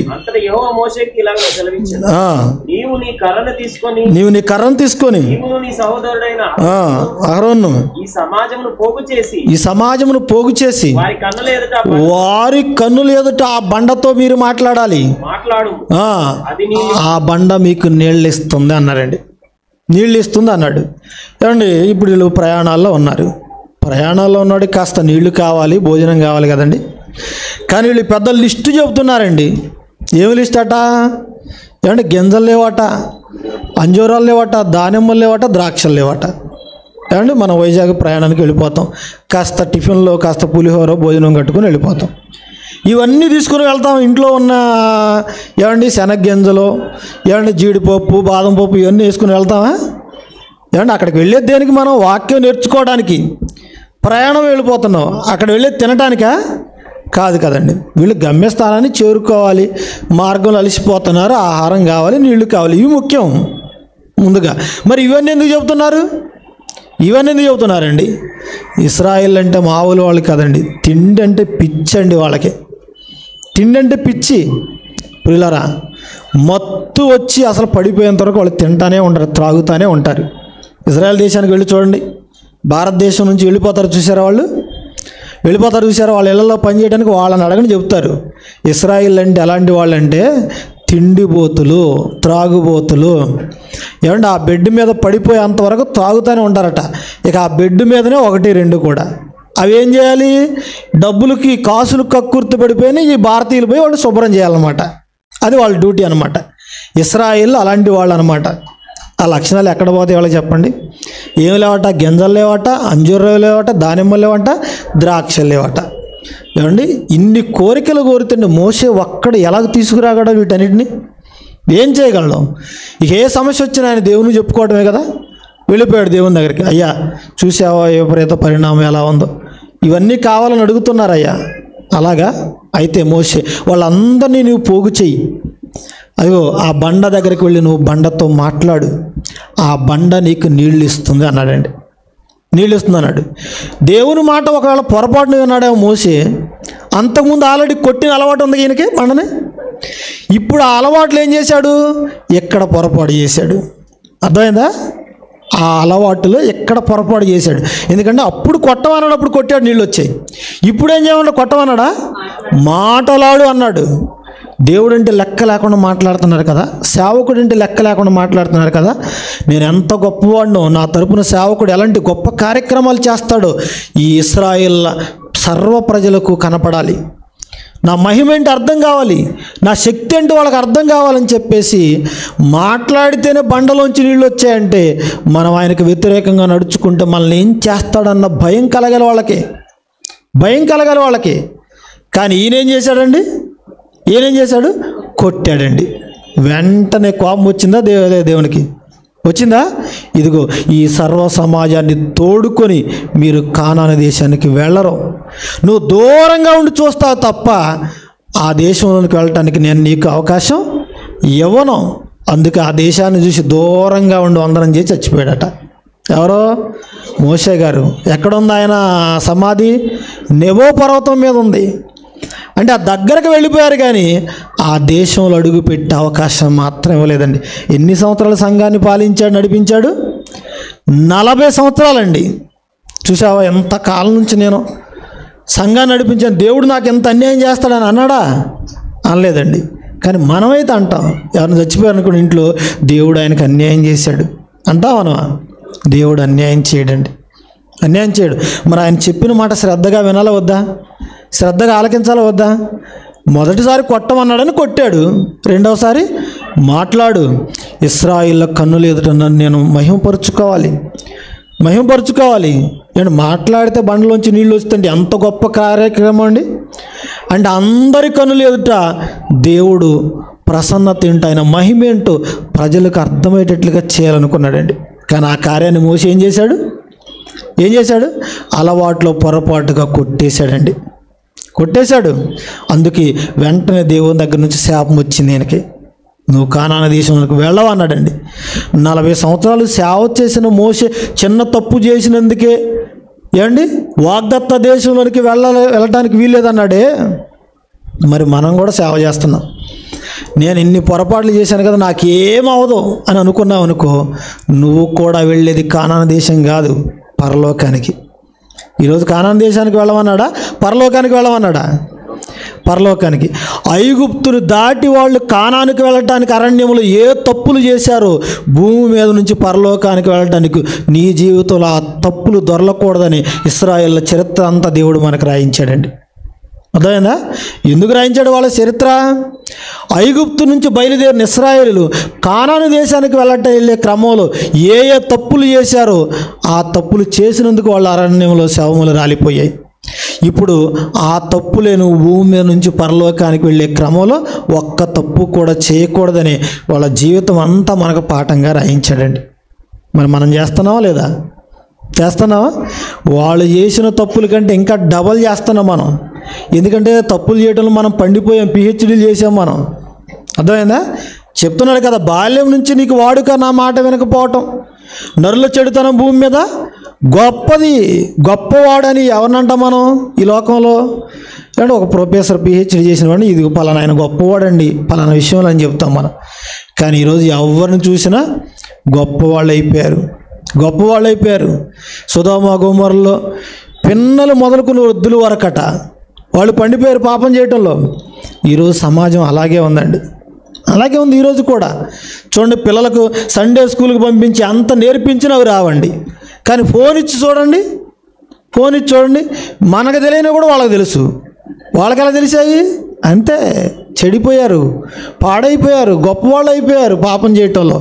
కానీ ఇవి నేర్పినా రావు, అక్కడ మాత్రం నేర్పకపోయినా అన్నీ ఆపరేట్ చేస్తూ ఉంటాడండి, అన్నీ ఆపరేట్ చేస్తూ ఉంటాడు. పిల్లరా, ఈ ప్రపంచం మనిషి చెడిపోవడానికి చాలా దగ్గరగా ఉంది.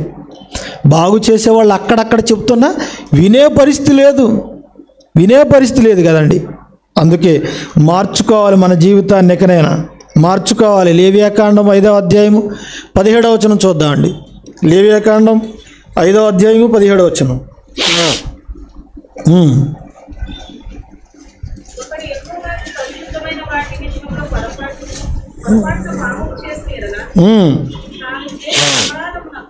తాను చేసిన అపరాధమునకు లేవియా కాండము 5వ అధ్యాయము 17వ వచనం అండి. చేయకూడదని యెహోవా ఆజ్ఞాపించిన వాటిలో దేనినైనను చేసి ఒకడు పాపి అయిన యెడల అది పొరపాటున జరిగినను అతడు అపరాధి అయి తన దోషమునకు శిక్ష భరించును.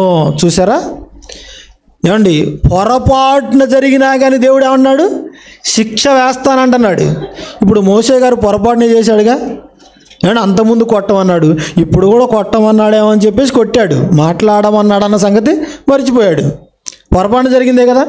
చిన్న పొరపాటుకి అంత పెద్ద శిక్ష, చిన్న పొరపాటుకి అంత పెద్ద శిక్ష అండి.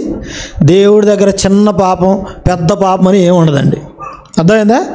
ఏదైనా పాపమే, చిన్నది పెద్దని ఆయన దగ్గర తేడా ఉండదు. నువ్వేది తప్పు చేసినా, సహోదరునికి విరోధంగా చిన్న మాట మాట్లాడినా నీకు శిక్ష ఉంటుంది, శిక్ష ఉంటుంది. సంఘానికి వ్యతిరేకంగా చిన్న మాట మాట్లాడినా శిక్ష ఉంటుంది.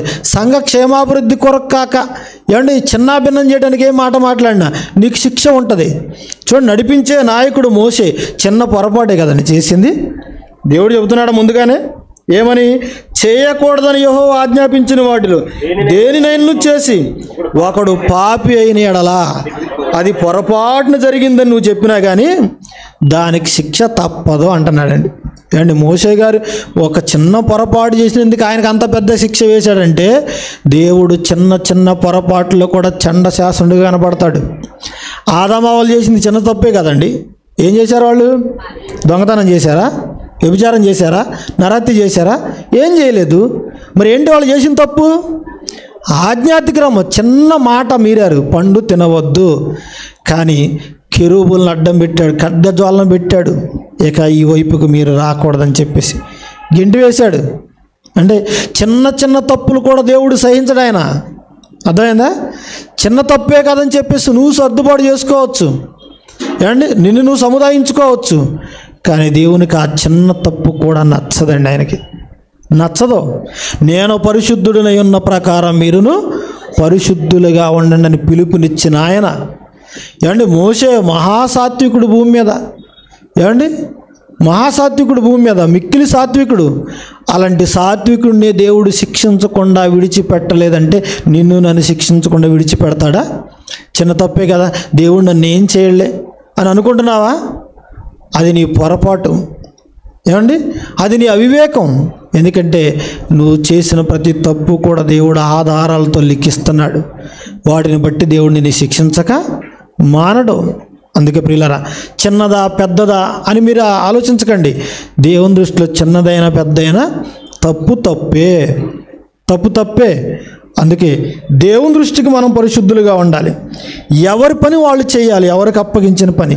కానీ మన వాళ్ళు ఏంటంటే ఒకరి బాధ్యతల్లో ఒకరు వేలు పెడతా ఉంటాడు. ఆయన ఏం చేయగలడో నేనైతే బాగా చేయగలనని చెప్పేసి. అర్థమైందా?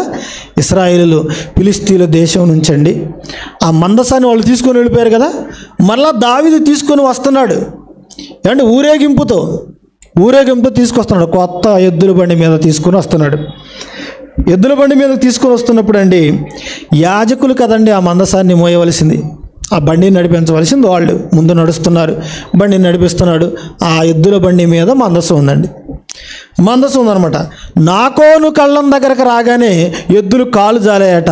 ఈ మందసం పడిపోతుందని చెప్పేసి అరే పడిపోతుందని చెప్పేసి ఉజ్జాయి ఏం చేశాడు? చెయ్యి చాపి ఆ మందసాన్ని పట్టుకున్నాడట. పట్టుకోవచ్చా? ఏమంటే దేవుని మహిమ ఉందండి అక్కడ. ఎద్దుల కాలు జారిన బండి ఒకవేళ ఒరిగినా ఆ మందసం పడిపోదండి, దేవుని మహిమ ఉన్నది కదండి. పడిపోతుందా? పడిపోదు. ఎందుకంటే అది కళ్ళారా చూడాలి వాళ్ళు, దేవుడు అంటే అంత గొప్పవాడని చెప్పేసి. కానీ ఈయనేం ఆలోచించాడంటే పడిపోతుందని చెప్పి చెయ్యి చాపి ఏమంటే ఆ మందసాన్ని పట్టుకున్నాడండి. ఏం జరిగిందో చూడండి. సమూయేలు 2వ గ్రంథము 6వ అధ్యాయము 1వ వచనం నుంచి. సమూయేలు 2వ గ్రంథము 6వ అధ్యాయం 1వ వచనం నుంచి. తరువాత దావీదు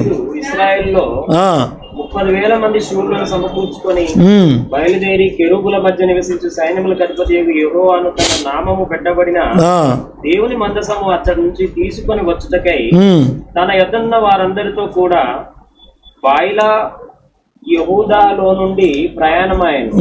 వారు దేవుని మందసమును క్రొత్త బండి మీద ఎక్కించి గిబియాలో ఉన్న అబీనాదాబు యొక్క ఇంటిలో నుండి తీసుకొని రాగా చూసారా, తీసుకొస్తున్నారు అనమాట. ఇప్పుడు ఏం జరిగిందో చూడండి, 6వ వచనం చూడండి. 6వ వచనం, వారు నాకోను కళ్ళము దగ్గరకు వచ్చినప్పుడు ఎడ్లకు కాలు జారినందున ఉజ్జా చెయ్యి చాపి దేవుని మందసమును పట్టుకొనగా యెహోవా కోపం ఉజ్జా మీద రగులుకొనెను. అతడు చేసిన తప్పును బట్టి దేవుడు ఆ క్షణమందే అతన్ని మొత్తగా అతడు అక్కడనే దేవుని మందసం వద్ద పడి చనిపోయారు.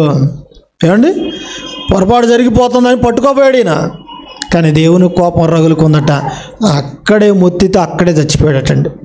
చేసింది ఒక్క తప్పే కదండి. ఏమండి, ఆ తప్పును కాయొచ్చు కదా, కానీ దేవుడు అంటే చిన్నవాడిగా ఆలోచిస్తున్నాడు అతను. దేవుని మహిమ ఏంటి, సమాజానికి కనబడాలి. ఏమండి, ఎడ్లకు కాలు జారిన ఆ మందసం పడిపోదండి, మందసం పడిపోదు. ఈయనేదో పడిపోతుందని తొందరగా పట్టుకున్నాడు. అది యాజకులు చేయవలసిన పని ఒకవేళ అయితే ఈయన ఎందుకు చేయి చాపట్టుకున్నాడు? దేవునికి కోపం రగిలిపోయింది, వెంటనే మొత్తేశాడు, వెంటనే చచ్చిపోయాడండి. దేవుడు చిన్న చిన్న తప్పుల్లో కూడా చాలా కోపిష్టిగా కనపడతాడండి. ఆయనకు వద్దన్న పని చేస్తే చాలా కోపం అండి. తల్లిదండ్రులు అంటారు చూసారా, నేను వద్దన్న పని నువ్వు చేస్తావని చెప్పేసి పిల్లల్ని దండిస్తారు చూసారా. దేవుడు కూడా అంతేనండి. ఏది వద్దన్నాడో అది చేస్తే దేవునికి చాలా కోపం అండి. ఇశ్రాయేలుకి పదే చెప్తూ వచ్చాడు, ఇదిగో ఫలానా చేయకండి, విగ్రహారాధన అంటే అస్సలు నాకు ఇష్టం లేదు. కానీ ఏది వద్దన్నారో నిత్యం ఇశ్రాయేల్ అదే చేశారండి. కనిపించిన ప్రతి పచ్చని వృక్షం కింద, ప్రతి కొండ మీద ఏమండి బలిపీఠాలు కట్టారు, ఏమండి బొమ్మలు పెట్టారు, వాటికి ధూపాలు వేశారు, మొక్కుతున్నారు. విగ్రహారాధన చేసినందుకేనండి ఇశ్రాయేల్ అత్యధిక భాగం నశించిపోయారు. ప్రియులారా చూడండి, ఎందుకంటే ఆ దేవుని స్థానంలో ఉండవలసిన ఏమండి దేవుడు ఏ స్థానంలో ఉండాలో ఆ స్థానానికి వేరొకరిని తీసుకుని వచ్చి పెడితే దేవుడు ఊరుకుంటాడా? ఊరుకోడు కదండి.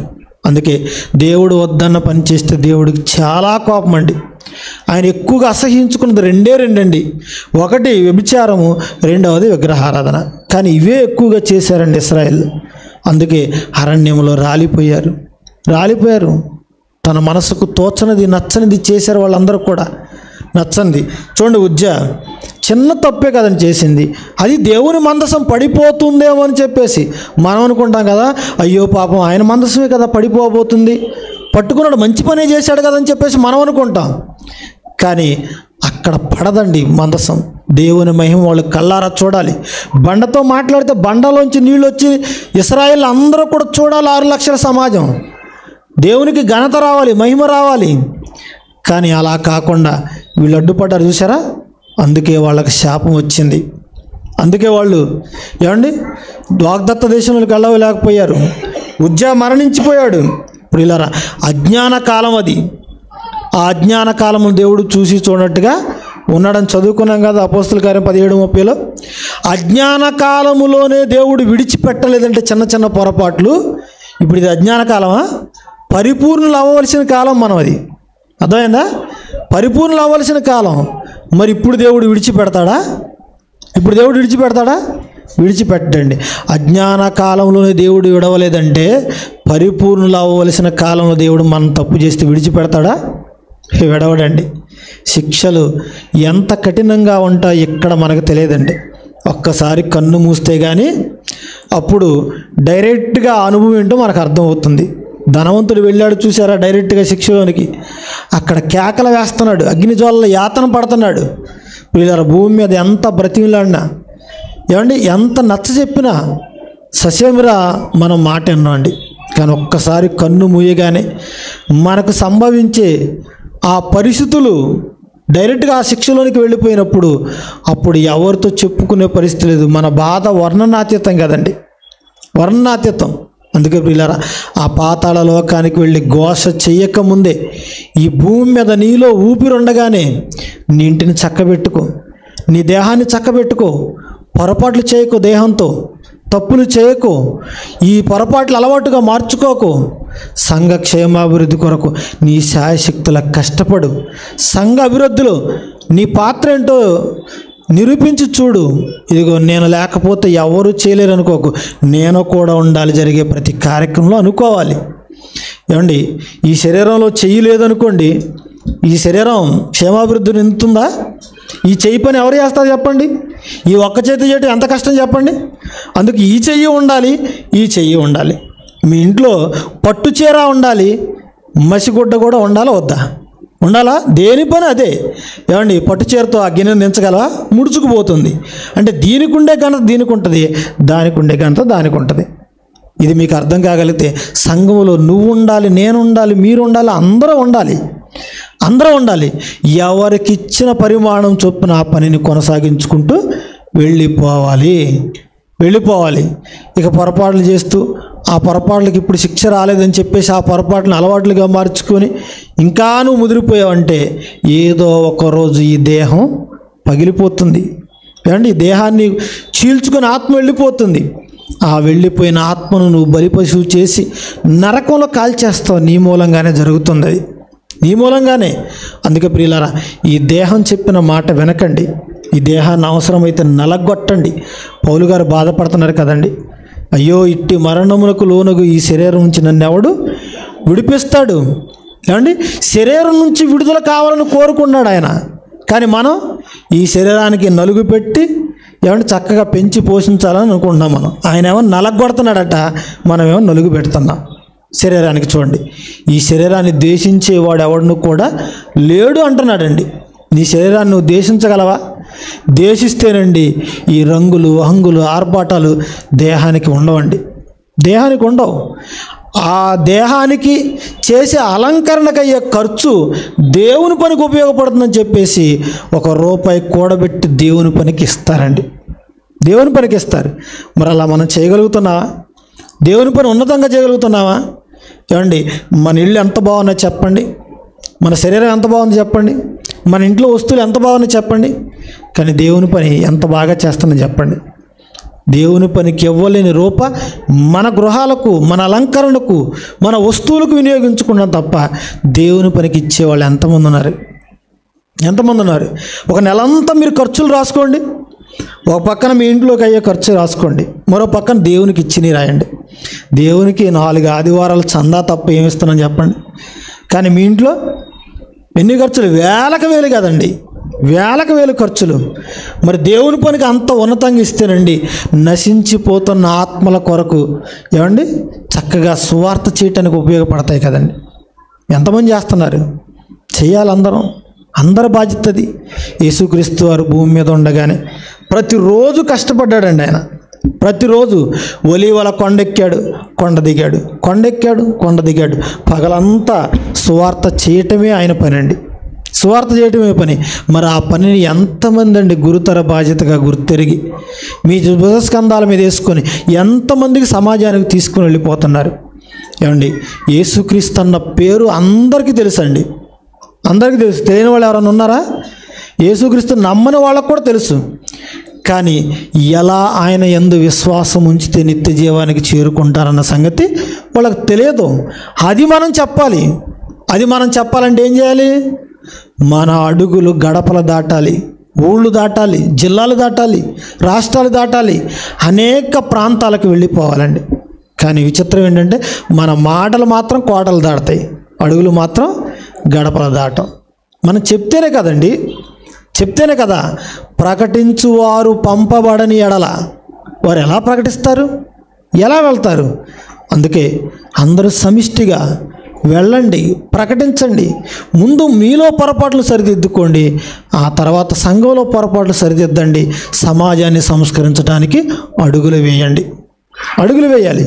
ప్రియులారా, మనకి జీవితంలో ఏది వాడుకైందో చదువుకున్నాం కదండి. అబద్ధం ఆడటం, అబద్ధ సాక్ష్యం చెప్పటం, వ్యభిచరించడం, దొంగతనం చేయటం.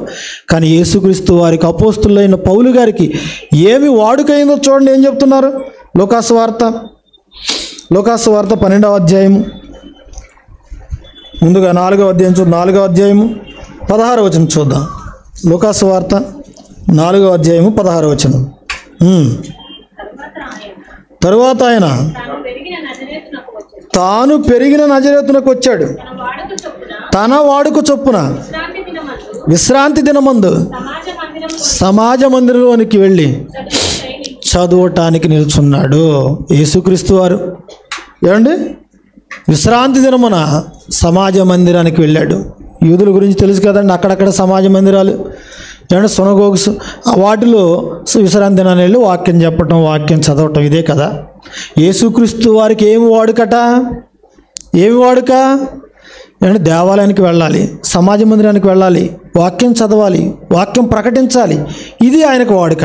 మరి మనకేం వాడుక, మనకేం వాడుక? ఎంత చదువుకున్నాం కదా హోషేయ గ్రంథం 4వ అధ్యాయంలో, అబద్ధం ఆడటం, అబద్ధ సాక్ష్యం చెప్పటం, దొంగతనం చేయటం, నరహత్య చేయటం, వ్యభిచారించటం, ఇవన్నీ మనకు వాడుక.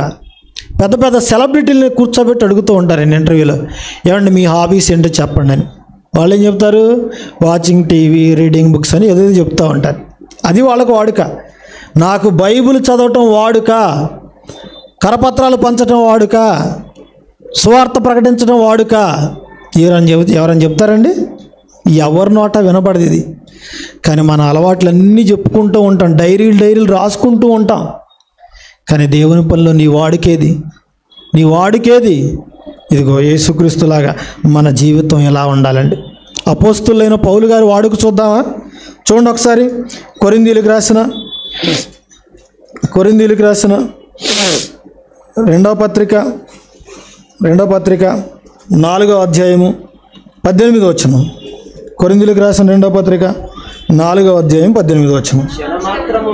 క్షణమాత్రముండు మా చులకని శ్రమ మా కొరకు అంతకంతకు ఎక్కువగా నిత్యమైన మహిమ భారమును కలగజేస్తుంది. ఏమండి ఎంతకాలం ఉంటుందంటే శ్రమ? ఎంతకాలం అంట? క్షణమాత్రమే. అంటే పౌలు గారికి శ్రమలన్నీ ఏమైపోయినాయి? అలవాటైపోయింది, వాడుకైపోయింది. ఎందుకంటే ఆయన ఎక్కడికి వెళ్ళినా ఆయనకి శ్రమే, శారీరకమైన శ్రమ, మానసికమైన శ్రమ. ఏమండి కొరింథీయులకు రాసిన అదే 2వ పత్రిక 11వ అధ్యాయం 23లో పెద్ద లిస్టు చెబుతున్నాడు ఆయన అలవాట్ల గురించి. ఇక ఆయనకు అన్నీ అలవాటు అయిపోయినాయట. కపట సహోదరుల వలన, లేదా తనతో ఉన్న సహోదరుల వలన, సుజనుల వలన, లేదంటే బయట వాళ్ళ వలన, దొంగల వలన, సముద్రంలోను, ఇలా ఎన్ని చోట్ల నదుల వలన ఆపద, ఇలా ఎంతమంది వలన ఆయనకు ఆపద వచ్చిందో చూడండి. ఇవన్నీ అతనికి కామన్ అయిపోయాట. అందుకే క్షణమాత్రం ఉండే చులకని శ్రమ.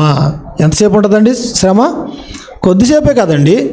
ఏమంటే ఇంజక్షన్ ఇచ్చేటప్పుడు కొద్దిసేపే చురుక్కు ఉంటుంది, ఆ తర్వాత ఎంత ఆరోగ్యం ఉంటుంది మనకి చెప్పండి?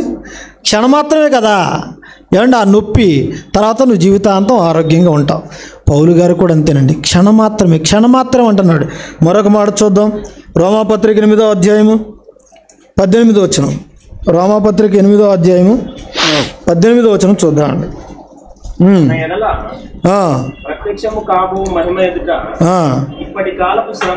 ఎప్పటి కాలపు శ్రమలు ఎన్నదగినవి కావని ఎంచుచున్నాను. చూసారా, మన ఎదుట ప్రత్యక్షం కాబోయే మహిమతో పోల్చుకుంటే ఎప్పటి కాలపు శ్రమలు పెద్దగా లెక్క చేసేవి కావట. అందుకే పౌలు గారు అన్నిటినీ దులిపేసుకున్నాడండి. లుస్త్రా, ఈకొనియా ప్రాంతాల నుండి రాళ్లతో కొట్టి ఒక కుక్కను ఈడ్చుకెళ్ళినట్టు పట్టణం వెలుపల ఈడ్చుకెళ్ళి పడేశారట. లేచి ఏం చేశాడు? దులుపుకున్నాడు, మరలా సహోదరుల దగ్గరికి వెళ్ళాడట. ఇదిగో నాకు కలిగిన శ్రమ ఏమాత్రం, ఇది చులకని శ్రమ, చాలా తక్కువైంది. ఇదిగో మనం అనేక శ్రమలు అనుభవించి దేవుని రాజ్యంలో ప్రవేశించాలి. నాకు కలిగిన ఈ ఒక్క శ్రమను బట్టి మీరు ఇబ్బంది పడవద్దు, విశ్వాసాన్ని కోల్పోవద్దు అని చెప్పేసి వాళ్ళ మనసులను దృఢపరుస్తున్నాడండి పౌలు గారు. దృఢపరుస్తున్నాడు. మనకు చూడండి, చిన్న శ్రమ వచ్చింది, అది దైవ సంబంధమైంది కాదు, ఇంట్లోకి సంబంధించింది అనుకోండి, ఎంత కునిగిపోతాం, ఆదివారం ఆరాధనే మానేస్తాం. దేవుడు నాకే పెట్టాలి ఈ శ్రమలో. ఏమండి బైబిల్లో మనం మాదిరిగా కనబడిన ఆ భక్తులు ప్రాప్తుల జీవితాల్లో వచ్చిన శ్రమలన్నిటికంటే మనకు ఎక్కువ వచ్చాయండి? మనకు ఎక్కువ వచ్చాయా? అసలు ఆ శ్రమలతో పోల్చుకుంటే నీకు వచ్చిన శ్రమే కాదు ప్రియులారా. అందుకే ఎప్పటి కాలపు శ్రమలు ఎన్నదగినవి కాదు. అసలు నువ్వు లెక్క చేయకూడదు వాటిని. ఏదో శ్రమ కలిగిందని దేవుని కార్యక్రమాలు మానేస్తారా? అందుకే దేవుని పనిలో అంతకంతకు మనం ఇంకా ముందుకు వెళ్ళాలి తప్ప ఏ రోజు మన విశ్వాసాన్ని పోగొట్టుకొని వెనకడుగు వేయకూడదు. ఎందుకంటే నాగటి మీద చేయి వేసిన వాళ్ళం మనం. ఇక ముందుకు వెళ్ళిపోవాలి తప్ప వెనక్కి తిరిగి చూడకూడదు. మన జీవితంలో ప్రతి పొరపాటును కూడా అలవాటుగా మార్చుకోకూడదు. కొంతమంది సంఘంలోకి వచ్చిన తర్వాత కూడా ఆ అలవాట్లు ఉంటే చూసారా, దేవుళ్ళలోనికి రాకముందు అవి మాత్రం మానతారా? కొన్ని ప్రాంతాలకు వెళ్ళిపోతాం చూడండి, పెళ్లి కార్డు, వెడ్డింగ్ ఇన్విటేషన్ ఇస్తారు కదండి. ఇదిగో ఇక్కడ కూడా ఒకటి వచ్చింది మనకి. మరి ఇది ఇప్పుడుదేనా? ఈరోజుదేనా అటు వచ్చింది చూడండి. ఎప్పటికీ క్రైస్తవులుగా మారినప్పుడు కూడానండి వీళ్ళు ఏం చేస్తారంటే కాస్త పసుపు తీసుకొని 4 మూల రాసి ఇస్తారండి. ఏంటి ఆచారం, అలవాటు. దేవులోనికి వచ్చిన తర్వాత కూడా అది మాత్రం మానరండి. కొత్త బట్టలు కొనుక్కున్న తర్వాత కొంతమంది ముందు ఏం చేస్తారు, ఇది ఇక్కడ పసుపు రాసుకుంటారండి, తొడుక్కుంటారు. ఏంటి అలవాటు. దేవుళ్ళకి వచ్చిన తర్వాత కూడా మానరు. ఇల్లు కట్టుకున్నారు, హౌస్ ఓపెనింగ్ జరుగుతుంది. ఇప్పుడు నీకు ఆశీర్వాదం ఉండాలంటే ఏం చేయాలి? దైవజనుని పిలిపించి రిబ్బన్ కటింగ్ చేయించి 1 గంట సేపు వాక్యం చెప్పించి వాళ్ళకి భోజనాలు పెట్టి పంపిస్తే ఆశీర్వాదం. అంతేనా? లోకంలో ఉండగా ఏం చేశారు, ఒక ఆవును తీసుకొచ్చి ఆ ఇల్లంతా తిప్పి గదికి ఈ గృహప్రవేశం చేయటం వాళ్ళకి అలవాటు అనమాట. ఇప్పుడు ఒక ఇల్లు కట్టుకున్నారు, మేము వెళ్ళామన్నమాట. ఇప్పుడు పాస్టర్ గారిని పిలిపించారు, వాక్యం చెప్తున్నారు, మరలా ఆవును తీసుకొచ్చారు. ఈ పాస్టర్ గారని చెప్పాలిగా, ఏం అలవాటమ్మా తీసేయండి అని చెప్పాలిగా. ఈయనకి ఇచ్చే కానుక వస్తే చాలు కదా, ఈయన మాట్లాడలేదు. ఈయన వెనక్కున్నాడు, ఆవేమో ముందు తిరుగుతుంది, బైబిల్ పట్టుకుని ఆవు వెనకాల ఈయన తిరుగుతున్నాడు. ఇదేం అలవాటు చూసారా? ఏమన్నా అలవాట్లే వాళ్ళకు పొరపాట్లుగా మానలేనివిగా మారిపోయాయి. అందుకే ప్రియులారా, నువ్వు అలవాట్లో పొరపాటు చేస్తున్నావా? ఇక నీ జీవితం అంతా పొరపాట్లు అలవాటుగా మారిపోయాయా? ఆలోచించుకోండి మన జీవితం ఎలా ఉందో. అందుకే ఎక్కనైనా ఆ అలవాట్లు పొరపాట్లు మానివేయండి. అంధకార సంబంధమైన క్రియలను విసర్జించండి. ఇదిగో క్రీస్తు సరళత నుండి మిమ్మల్ని ఏదైతే దూరం చేస్తుందో దాన్ని అంతటిని పక్కన పెట్టండి. స్వస్థ బుద్ధి కలిగి దేవుణ్ణి వెంబడించండి. చిన్న పొరపాట్లు చేసినందుకు భక్తులైన వారిని కూడా సహించలేదండి దేవుడు. ఆదామావును విడిచిపెట్టాడా? ఉజ్జాన్ని విడిచిపెట్టాడా? మోషేని విడిచిపెట్టాడా? దావీదుని విడిచిపెట్టాడా? వాళ్ళందరినీ విడిచిపెట్టలేదంటే నిన్ను విడిచిపెడతాడని నువ్వెలాగనుకున్నావు? అందుకే ఇక మీదట నువ్వు తప్పు చేసి పొరపాటు జరిగిందని దూత ఎదుట చెప్పే ప్రయత్నం చేయకో. అసలు ఆ పొరపాటు జరగకుండానే మనం జాగ్రత్త పడాలి. Prevention is the better than cure అంటారు కదండి. అంటే చికిత్స కంటే నివారణ ముందు పాటించాలట. కరోనా వచ్చిన తర్వాత వ్యాక్సిన్ వేయించుకోవడం కాదు, రాకముందే వేయించుకొని జాగ్రత్త పడ్డారా లేదా? జాగ్రత్త పడుతున్నారా? అందుకేనండి రోగం రాకముందే మనం జాగ్రత్త పడుతున్నాం, ఆరోగ్య సూత్రాలు పాటిస్తున్నాం. అందుకే మనం నరకానికి వెళ్ళకముందే మన భక్తి జీవితాన్ని శ్రద్ధగా కొనసాగించుకుంటూ ఆ అలవాట్లు పొరపాట్లు చేయకుండా, ఆ పొరపాట్లు అలవాట్లుగా మార్చుకోకుండా దేవునికి నిత్య జీవితంలో మనం దగ్గర అవ్వాలి. అందుకే దేవుని నుంచి దూరం చేసేది ఏదైనా నీ దగ్గర నుంచి తీసి పారవి. అవసరమైతే నువ్వే వాటికి దూరంగా పారిపోవాలి. జాగ్రత్తకు దూరంగా పారిపో అన్నాడు కదండి. అందుకే ప్రియులారా, ఎక్కడైనా మన జీవితాన్ని మనం సరిచేసుకుంటూ ఈ పొరపాట్లకు మన జీవితంలో తావు లేకుండా చేసుకుంటూ దేవుని ఆజ్ఞలకు విధులకు లోబడి మనం బ్రతికి మన జీవితాన్ని దేవునికి అంకితం చేసుకోవాలని తెలియజేస్తూ ఈ మాటలు ముగిస్తున్నాను. ప్రార్థన చేసుకుందామండి. మమ్మల్ని మిక్కిలిగా ప్రేమించిన మా కన్న తండ్రి, ఈ భూమి మీద నాయన గతించిన కాలంలో తండ్రి మా జీవితంలో ఎన్నో పొరపాట్లు దొర్లాయి. ఇక మీదట తండ్రి బాప్తిస్మం తీసుకొని సంఘములో అడుగుపెట్టిన మా వలన ఎటువంటి పొరపాటు నాయన దొరలకుండా జాగ్రత్త పడే భాగ్యాన్ని దయచేయండి. చిన్న విషయాల్లోని తండ్రి మీకు చాలా కోపం తెప్పించిన ఆయన వాళ్ళు శాపాలను కొని తెచ్చుకున్నారు, ప్రాణాలు పోగొట్టుకున్నారు తండ్రి. ఇవి చదువుకున్న మేము తండ్రి ఇదిగో నాయన అన్ని విషయాల్లో జాగ్రత్త పడినట్లుగా కృపను అనుగ్రహించండి. యథార్థంగా మీ దృష్టికి నాయన మేము ఉండే భాగ్యాన్ని దయచేయండి తండ్రి. మేమంతా తండ్రి సహోదరుల పట్ల ప్రేమ కలిగిన వారే, ఐక్యత కలిగిన వారమే తండ్రి. ఈ రాజ్య సువార్తను తండ్రి అనేక ప్రాంతాలకు వ్యాపింప చేయటంలో ప్రతి ఒక్కరూ నడుము బిగించే భాగ్యాన్ని దయచేయండి. ఇదిగోనైనా మంచి వాక్యాన్ని మాకు నేర్పించిన మా తండ్రి గారికి ఆరోగ్యాన్ని ఆయుష్ని ఇవ్వండి తండ్రి. యూనివర్సిటీ ద్వారా జరుగుతున్న ప్రతి కార్యక్రమాన్ని జ్ఞాపకం చేసుకోనండి. ఇదిగోనైనా హైదరాబాద్ పట్టణంలో ఉన్న సంఘాలను జ్ఞాపకం చేసుకోండి, సేవకులను జ్ఞాపకం చేసుకోనండి. మరి సంఘానికి కాపరిగా ఉండి నడిపిస్తున్న మీ కుమారులు మా తోటి జత పని వారు ప్రభాకర్ గారిని, వారి కుటుంబాన్ని జ్ఞాపకం చేసుకోండి. వారికి సహకారులుగా నిలిచిన ఇదిగోనైనా సంఘం అంతటిని జ్ఞాపకం చేసుకోండి. వారిని, వారి కుటుంబాలను దీవించండి. మేమంతా తండ్రి మీ పనిని నాయన శ్రద్ధగా చేయక శ్రద్ధగా చేసి పరలోకాన్ని అందిపుచ్చుకునే భాగ్యాన్ని మా అందరికీ దయచేయమని కోరుకుంటూ క్రీస్తు వారి పుణ్యనామమున ఈ ప్రార్థన అడిగి వేడుకుంటున్నాం మా తండ్రి. ఆమెన్. అందరికీ వందనాలండి.